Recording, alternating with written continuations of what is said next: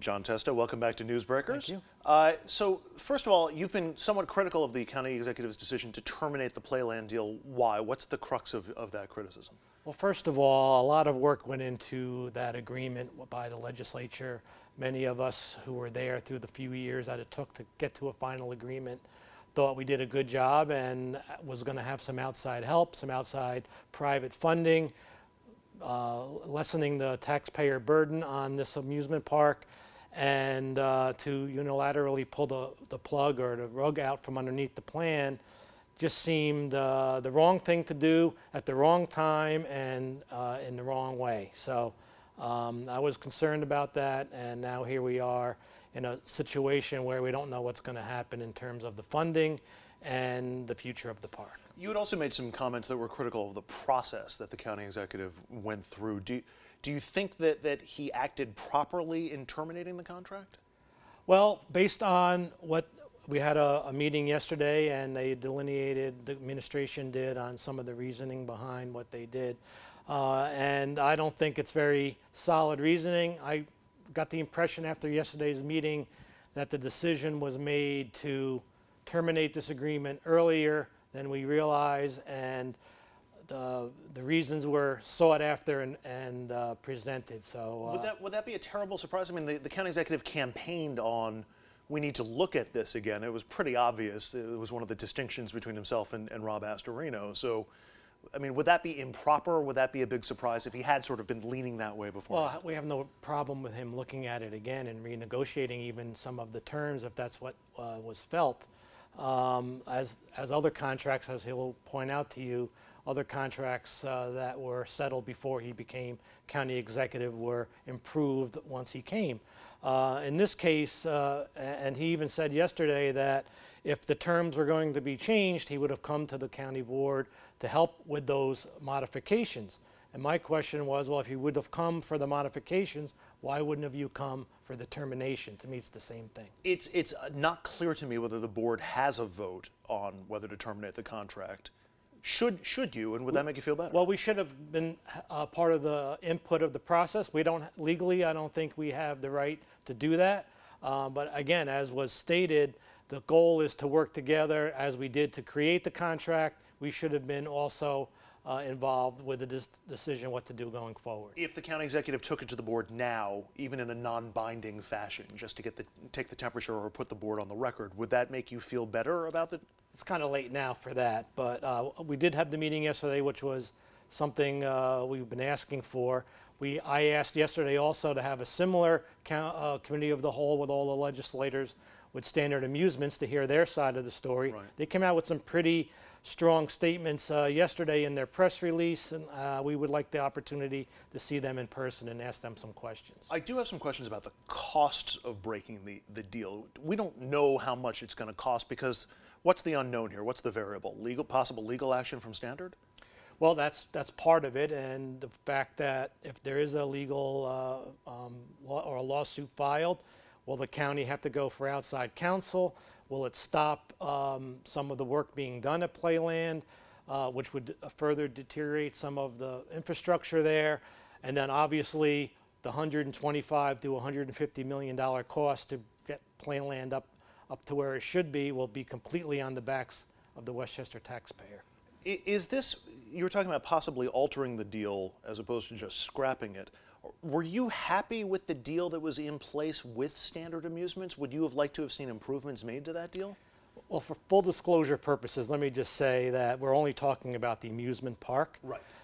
In my view, that's the troubled area, and to me, I am from the philosophy that I don't believe that a county government or any government should be running an amusement park. So to have any outside help, any professional help, any outside private funding to come in and help ease the burden of the county, I think is a good thing. Well, then why is the counter argument to the county executive's decision to terminate the deal not we should just sell the park, as opposed to let's work out this deal and let's try to get an outside operator in? I don't think there is the political will or the desire to do that. I'm working under the framework that Playland Amusement Park is here to stay, and there's not a majority of people on the board or in the administration who would do that. I believe this is the time to actually look at that. If we're going to put out new RFPs, which was mentioned yesterday, let's look for RFPs for alternatives to an amusement park that will not have the overhead. It's impossible to make money at Playland Amusement Park. The debt service there is in the multi-millions of dollars. It loses money every year, and it's just a boondoggle. And I really believe it's, some call it the gem of Peekskill, of Westchester. I call it the anchor of Westchester. Well, then why, Mr. Minority Leader, has that not been the argument against either this or against a deal? You know, even when the Astorino administration first proposed an operator deal for Playland, selling the park was never on the table. I know it's an unpopular position, but you know, you could change hearts and minds if given enough time. You don't have to sell the park, and I don't think that would ever be able to be done by the way it's set up there. But the park itself, the amusement park, can be rethought, redesigned, and have some new thinking outside the box. It could still be owned by the county. It can still be run by the county if that's what it came down to. But the overhead and the ability to have a drain of resources there is just tremendous. But clearly, Standard thinks there's money to be made at Playland. Otherwise, they wouldn't have bid for the contract that they got and that we're now debating. They're not the only ones. There were other people who responded to the request for proposals. So if there's money to be made at Playland, and other people who make money for a living seem to think that there's money to be made there, why can't the county make that money? Why can't the county just, you know, figure out how to improve the park and make that money the same way that all these outside entities think they can? That's been the question for 91 years that everyone wants to know. Every administration comes in, they have the magic bullet, they have the plan to make Playland a success. It never happens because, number one, Playland is a entity, or the amusement park, that relies so much on the weather. Right. You never know what's going to happen there. At least the Astorino administration had an idea of making Playland a 12-month destination place to try to make it a revenue source for more than the 6 months that the amusement park is open. There were things that were put in place that were rejected, obviously, but I just think it's time to stop the madness with the amusement park, and I honestly don't understand the love of the park in terms of wasting so much revenue to keep it there. The county executive, in citing his rationale for terminating the contract, cited concerns with Standard's operations. He said that they were misusing money that they were spending on internal operations, executive compensation, and legal fees, not money on the park as they were contractually obligated to, and that there were issues in terms of the county being able to audit Standard in this process. Do you share those concerns that the county executive had?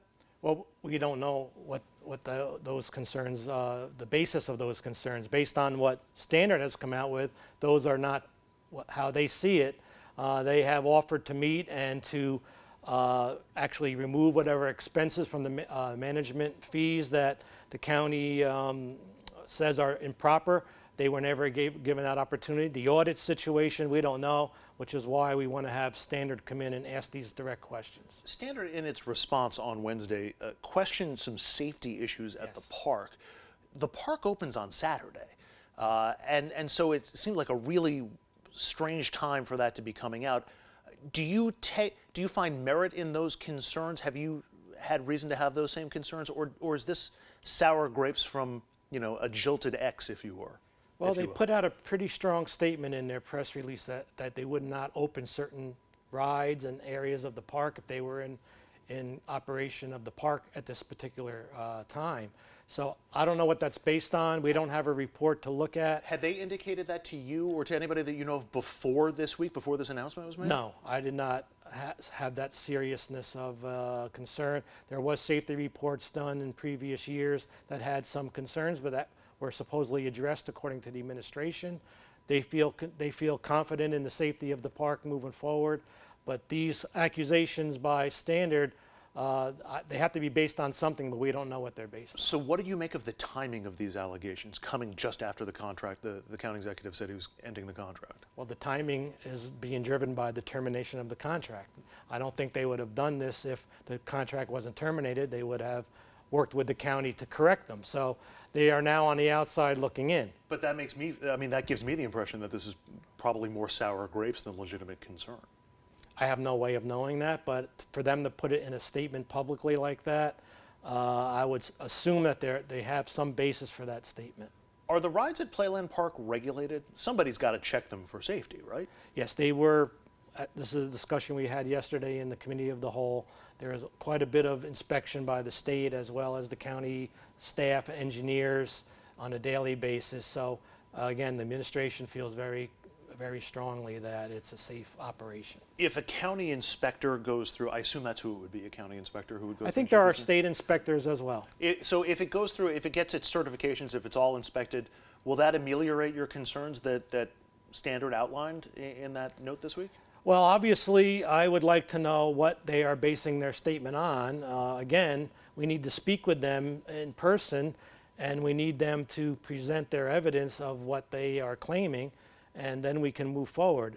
Again, the administration countered that yesterday blanketly by saying that they believe it's safe. So, and I should know more about your biography than I do. I don't know if you have kids or grandkids, but yes, I do. Okay, yeah. Would you feel okay if your grandkids said, "I want to go to Playland"?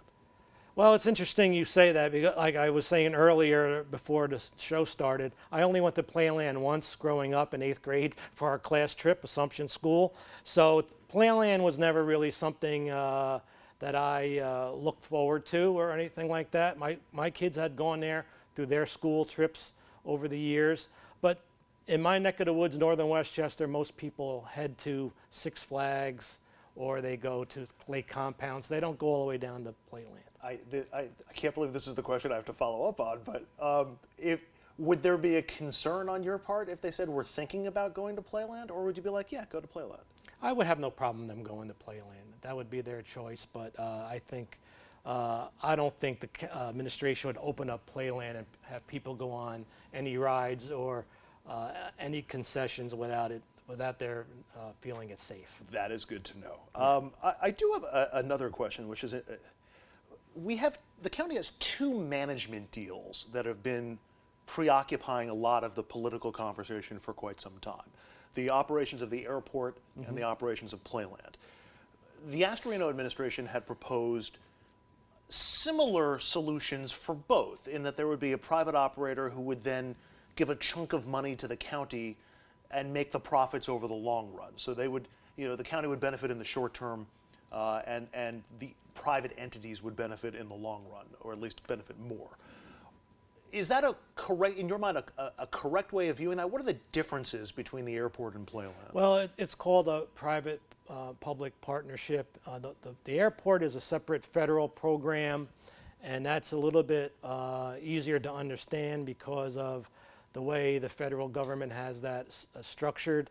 And the airport is a whole other animal. It's already privatized, as the county executive did admit yesterday that it already is a privatization during the campaign and during discussions over the last number of years. The argument was, don't privatize the airport. Well, it already is privatized. So it was just a way of getting the funding that's there. There is a profit made there, but the county cannot share in it. Right. In Playland, there is no way there's going to ever be a profit at the amusement park.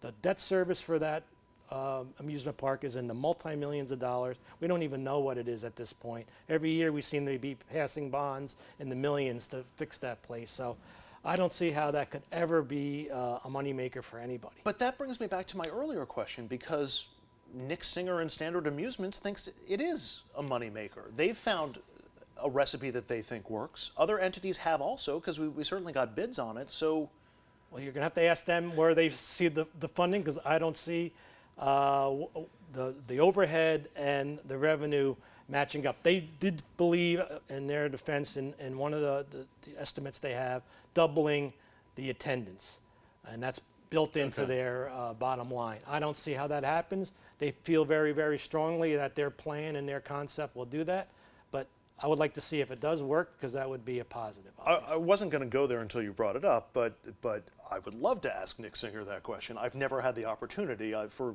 several years I've been trying to get him on the show, and reached out to Standard again this week.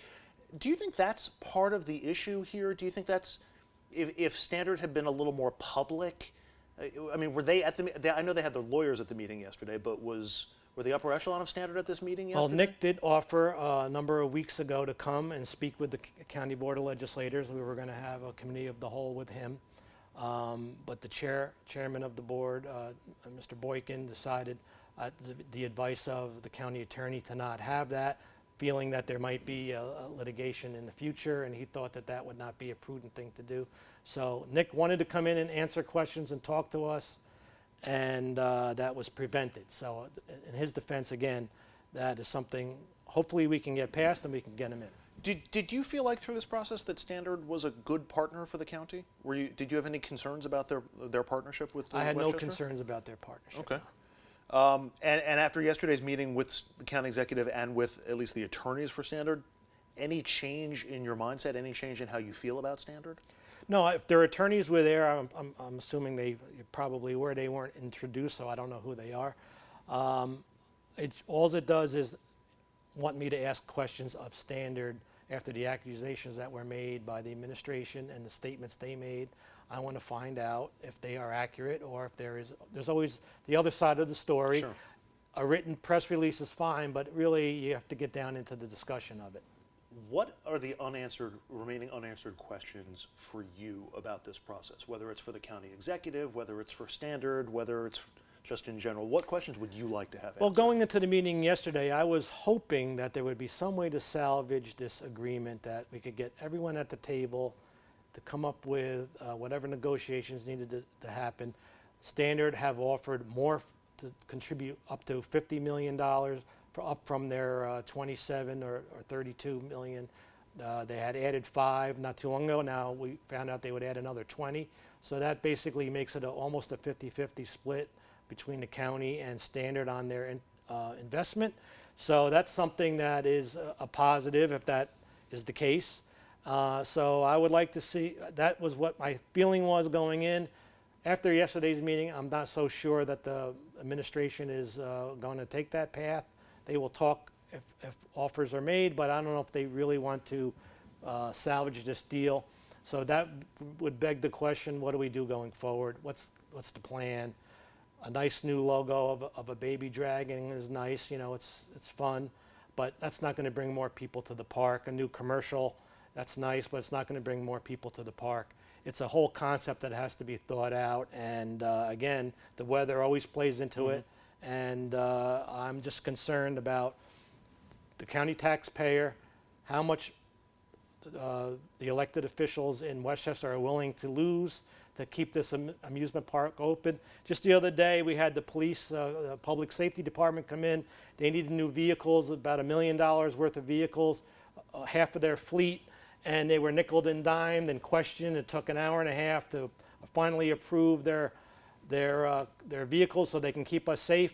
But spending $150 million at Playland that never makes any money, that's just an amusement park, not a problem. Let's just do it right away. So I am concerned. Are you saying that Playland is the reason county cops don't have their new cars? No, I'm saying that the mindset of how money is spent is skewed a little bit. John Testa is the minority leader, the Republican leader on the Westchester County Board of Legislators. Mr. Minority Leader, Thank you very much. Thanks for having me.